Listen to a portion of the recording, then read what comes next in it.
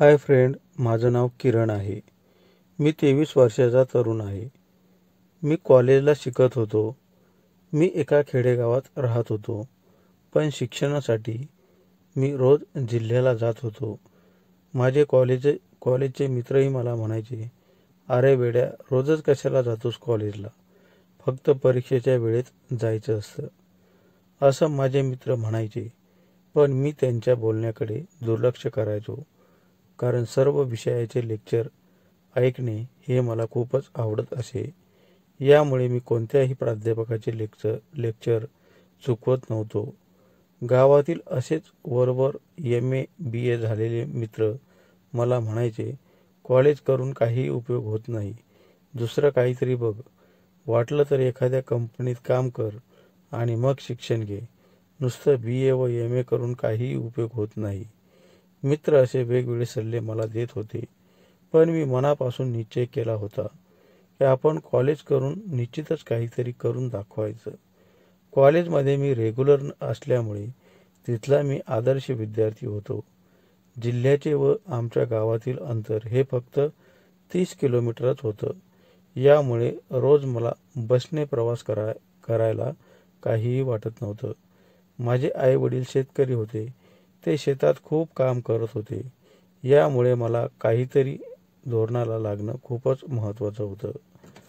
आमच्या गावातून जिल्ह्याला कॉलेजला जाणारा मी पहिला विद्यार्थी होतो.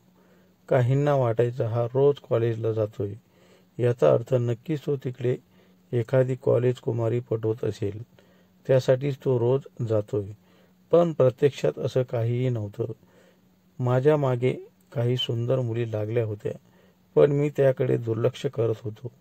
त्या मुली मोठ्या घरच्या होत्या व त्या दिसायलाही तशाच सुंदर होत्या.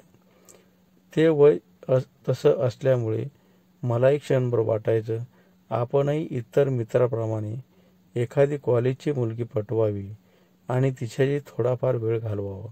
पण या बाबतीत मी खूपच लाजाळू होतो. मुलीकडे जाऊन त्यांच्या तोंडाला तोंड देऊन बोलणं मला फारसं जमत नव्हतं. पण भाषण द्यायचं म्हटलं की माझ्यासमोर कितीही मोठा समुदाय किंवा कॉलेजच्या सर्व मुली असल्या तरीही मी भाषण न भिता करायचो. पण एकट्या मुलीला बोलायला मला खूपच लाज वाटायची. बसने प्रवास करत असताना मला दररोज वेगवेगळे अनुभव यायचे. बसमध्ये खास करून महिलांची गर्दी जास्त असायची. कारण महिलांना 50% एवढेच तिकीट होते आणि पुरुषांना फुल तिकीट असायचं. शिवाय 75 वर्षांनंतरच्या सर्वांनाच मोफत प्रवास असल्याने त्यांचीही गर्दी बसमध्ये असायची.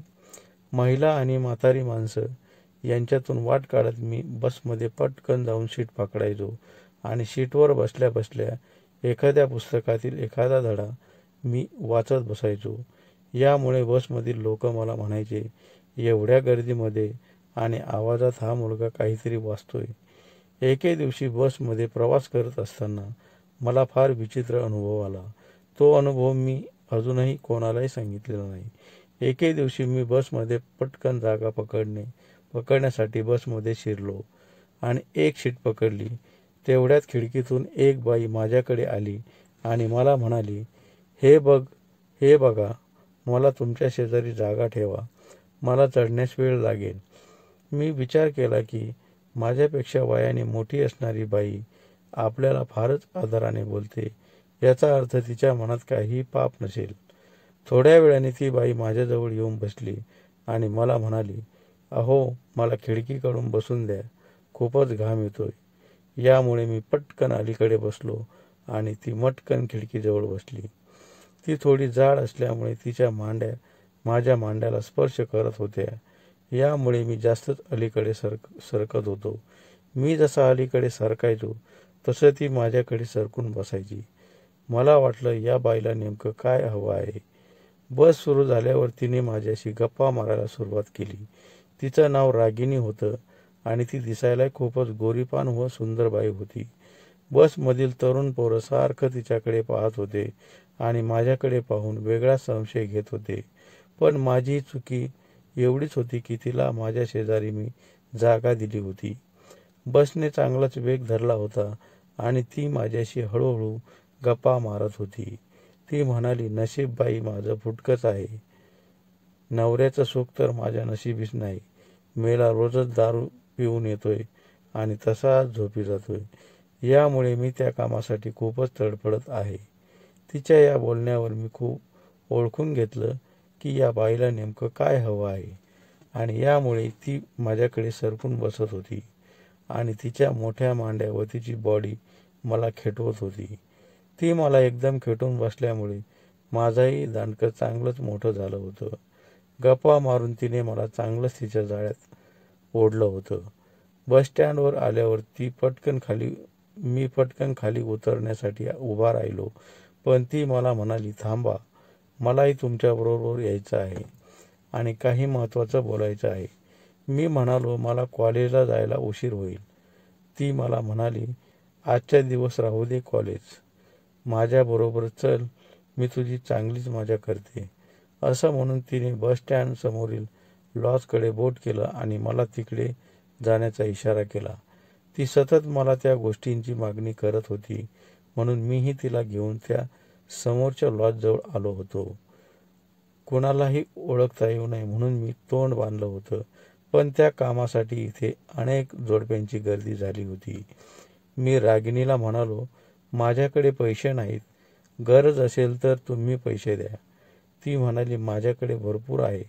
असं म्हणून तिने त्या लॉजचे भाडे देऊन टाकले आणि एका रूमची चावी घेऊन आली. रूम उघडली तर ती AC रूम होती. आम्ही दोघे आत आल्यावर तिने दरवाजा बंद केला आणि मला त्या कामासाठी उत्तेजित केलं. कॉलेजला तरुण मुलीकडे न पाहणारा मी माझ्यापेक्षा वयाने मोठ्या बाईजवळ फक्त बसमध्ये ओळख झाल्यामुळे त्या कामासाठी तयार झालो होतो. यात माझ्यापेक्षा त्या रागिणीचीही चूक होती, पण ती मला तसं सोडणारच नव्हती हे मला पक्क माहीत झालं होतं. मी पहिल्यांदाच तिच्याबरोबर तसं काम केलं होतं. तिने मला 3 तास त्या कामासाठी झोपवलं होतं.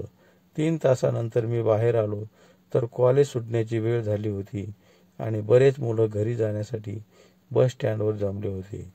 मीही खूपच दमलो होतो, म्हणून मी घरी जाण्यासाठी निघालो होतो. जाता जाता मनात एकच भीती होती, आपल्याला कोणी पाहिलं तर नसेल ना. पण जाऊ द्या, लोकांचं काय, अशा वयात असं घडतच असतं. हा माझ्या मित्राने सांगितलेला सल्ला आज माझ्या आयुष्यात प्रथमच तंतोतंत जुळला होता. गावात आलो तेव्हा मी रागिणीची चौकशी केली तर ती एका ठिकाणी पाहुणे म्हणून आली होती. मला सवय झाल्यामुळे मी दुसऱ्या दिवशी तिची वाट पाहू लागलो, पण रागिणी आपल्या गावातून निघून तिच्या गावाकडे गेली होती. मी तिच्या आठवणीने थोडासा व्याकुळही झालो होतो. 1 तासाच्या ओळखीमध्ये तिने मला एवढी मोठी संधी दिली होती याचं मला खूपच आश्चर्य वाटत होतं.